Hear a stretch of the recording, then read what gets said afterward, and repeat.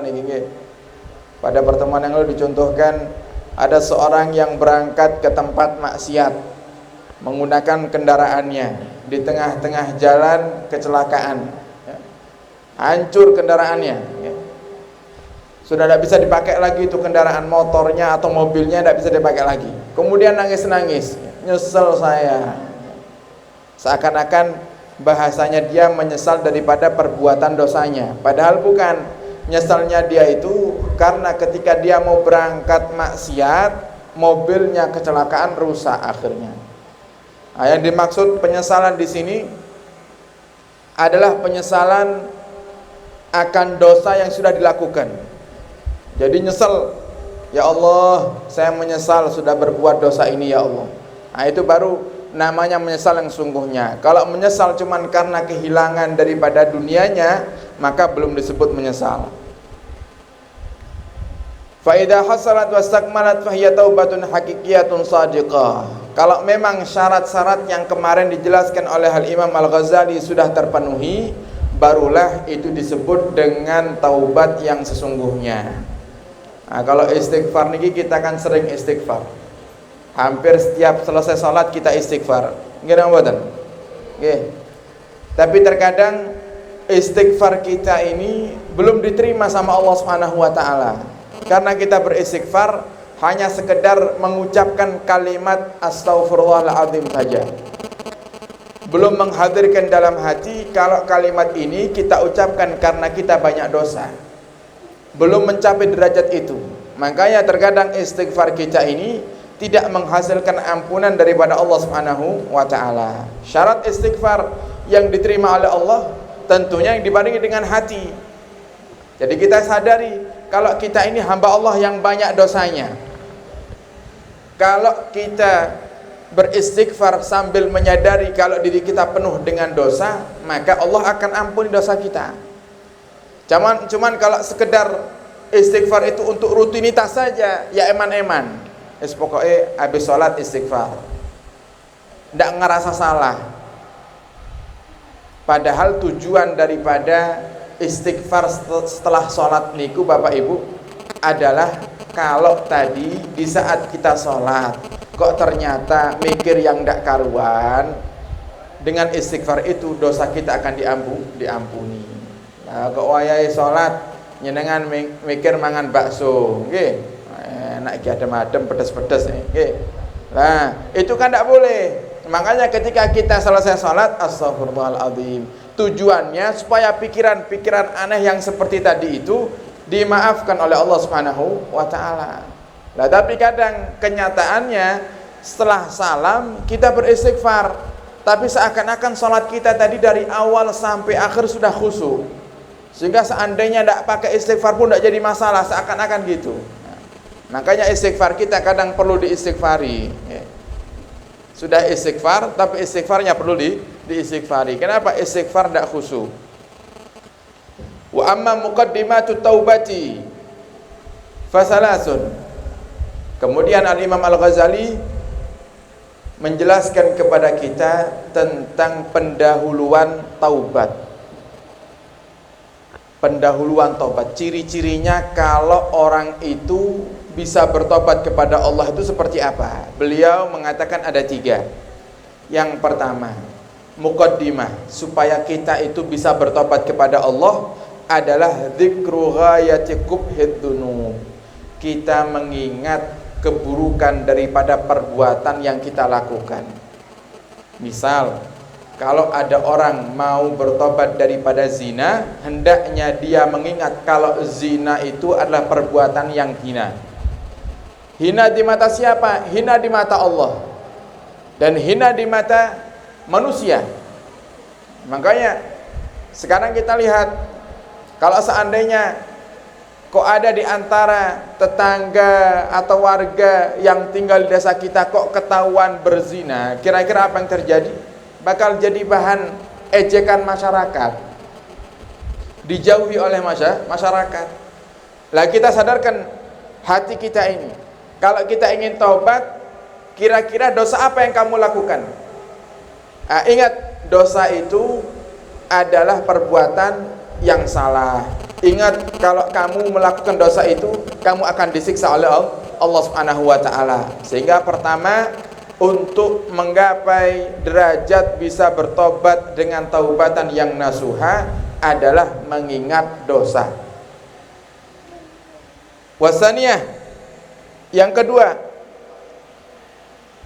dzikru syiddati uqubatillahi azza wa jal wa alimi sakhatihi wa ghadabihi alladzi la taqata laka bihi. Yang kedua, supaya kita bisa bertobat dengan sungguh-sungguh, kata Imam Ghazali, perbanyak untuk mengingat daripada siksa Allah Subhanahu wa ta'ala. Coba diingat-ingat, seperti apa sih Allah itu kalau menyiksa hambanya, baik itu siksa kubur ataupun siksa neraka. Di kubur itu, Bapak Ibu, kalau kita nguburkan jenazah, kita ngelihat lebar, panjang dan dalamnya kuburan, ya segitu-gitu aja. Cuman bagi jenazah yang dimasukkan ke dalam kuburan tersebut, setelah ditinggal oleh orang-orang yang mengantar ke jenazah, kalau dia ahli maksiat akan dihimpit oleh Allah Subhanahu wa ta'ala. Sebaliknya, kalau dia ahli taat, maka Allah akan lapangkan kuburannya. Makanya berapa banyak kita lihat orang-orang soleh, para wali-wali, di saat mau dikuburkan itu, perjalanan membawa jenazah beliau-beliau itu menuju kuburan luar biasa cepatnya.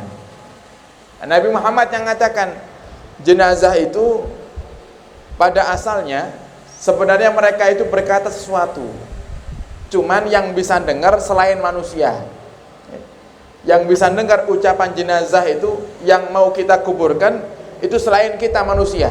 Selain manusia dengarkan, bisa dengarkan ucapan jenazahnya. Apa yang dikatakan sama jenazah? Ketika kita mau mengangkat jenazah menuju kuburan, jenazah itu berkata, kalau mereka orang baik, kalau jenazah itu orang baik, dia akan katakan, ayo yang cepat nguburkan saya sudah rindu dengan tempat saya. Ini orang baik. Makanya kadang jenazahnya dibawa itu seperti seakan-akan lari, seakan-akan lari, orang baik. Kemudian yang tidak baik, yang ahli maksiat, dia tuh mengatakan, di saat orang-orang sudah mulai mengangkat kerandanya, jenazah itu mengatakan, tetangga-tetanggaku mau kau bawa kemana aku? Jangan buru-buru dikuburkan, yang sabar, biar banyak yang nyolati aku, biar banyak yang doakan aku dulu, jangan buru-buru dikuburkan. Takut mereka, karena mereka paham nanti dikubur bakal sengsara. Makanya termasuk fadilahnya Bapak Ibu menyolati jenazah itu adalah supaya dosa-dosanya jenazah diampuni oleh Allah Subhanahu wa ta'ala. Lah kalau jenengan nanti kita niki kepingin kalau nanti kita meninggal kok banyak yang nyolati, maka ketika hidup yang banyak nyolati jenazah. Jangan egois. Kadang kita ini karepe dhewe. Coba sekarang saya tanya, kira-kira bapak-bapak kalau nanti meninggal kepingin banyak mboten yang nyolati? Banyak, cuman kadang diajak nyolati jenazah lainnya ora tahu gelem. Nggih panggah ngerokok wonten njaba niku. Mudinya sudah mengumumkan, monggo bapak-bapak jenazah sudah siap untuk disolati. Kalau emang tidak cukup dibagi beberapa kloter. Ya ndak ada yang nyolati niku. Ndak ada yang nyolati, kelihatannya yang takziah banyak, tapi yang nyolati 3-5 orang. Nah gitu berhayal nanti kalau kita yang mati banyak yang nyolati, namanya ngimpi niku. Ngimpi. Al jaza min jinsil amal. Balasan itu tergantung perbuatannya. Kalau kita dulu waktu hidup suka nahlili orang tua kita, nanti kalau kita yang mati, anak kita yang bakal nahlili kita.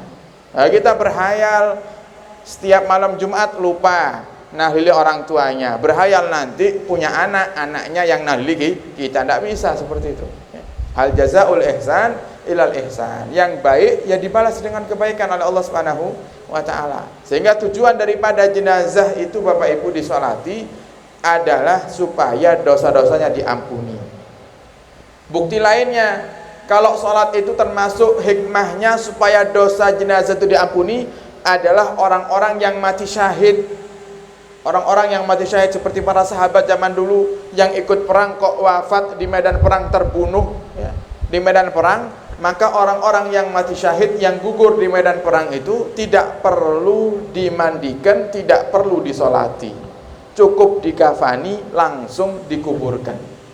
Paman Nabi Muhammad Sayyidina Hamzah ibnu Abdul Muttalib ya, wafat di perang Uhud, dibunuh oleh seorang budak yang bernama Wahsy.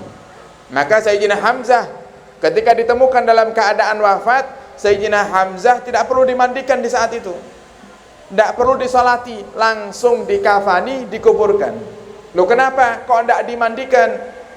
Karena darah yang ada di tubuh mereka para syuhada itu akan menjadi saksi nanti di akhirat, sehingga dilarang untuk dimandikan. Kalau dimandikan otomatis darahnya akan hilang nanti, sehingga ya mereka dikuburkan dengan pakaian yang mereka gunakan ditambah dengan kain kafan.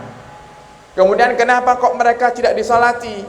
Padahal kan mereka muslim. Iya, mereka muslim, tapi orang yang mati syahid itu Bapak Ibu, dosanya semuanya sudah diampuni oleh Allah Subhanahu wa ta'ala, sehingga tidak perlu lagi disolati karena sudah diampuni sama Allah.